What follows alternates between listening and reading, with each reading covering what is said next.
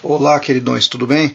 Vamos falar um pouquinho sobre pressão atmosférica, né? E vamos abordar um pouquinho a relação da pressão atmosférica, da altitude, a relação que existe, né, com a altitude, com a quantidade de oxigênio e com o ponto de ebulição da água, né?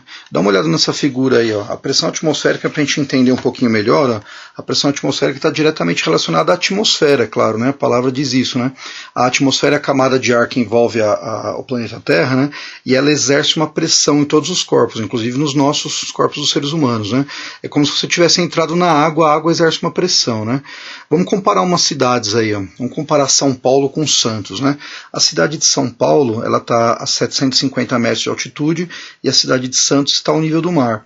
Portanto, a coluna de ar que existe em cima, né, da cidade de Santos, em cima dos moradores de Santos é muito maior.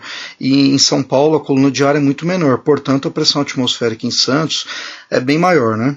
Veja essa ilustração aí, ó. Santos está a 0 metros em relação ao nível do mar. São Paulo a 750 metros do nível do mar.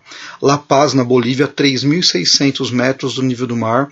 E o Monte Everest a 8.800 metros em relação ao nível do mar. É o ponto mais alto da Terra. Portanto, é o ponto que tem menos pressão atmosférica e menos oxigênio.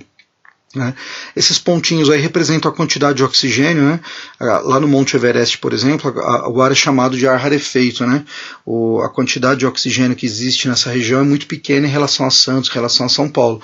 Por isso que alguns alpinistas, por exemplo, têm uma grande dificuldade para chegar no topo, né? E encontram problemas com a respiração, né? Agora vamos falar um pouquinho do ponto de ebulição, né?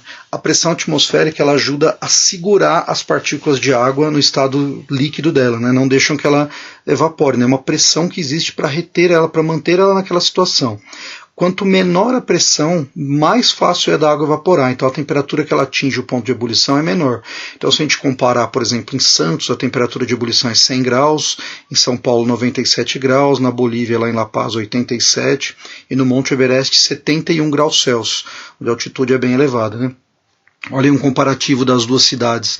A cidade A, onde o ar é bem mais denso, as partículas de ar aí são bem maiores, e a cidade B, numa altitude maior, pressão atmosférica menor, portanto, quantidade de ar também menor, e aí a gente chama de ar rarefeito, né?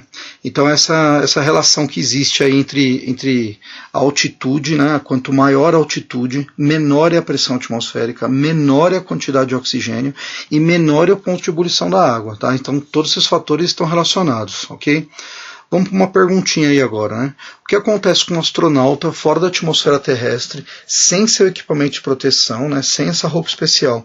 Então vamos imaginar que um astronauta está lá fazendo um reparo na estação espacial e acontece alguma perfuração, ele perca a roupa dele ou acontece algum acidente, né?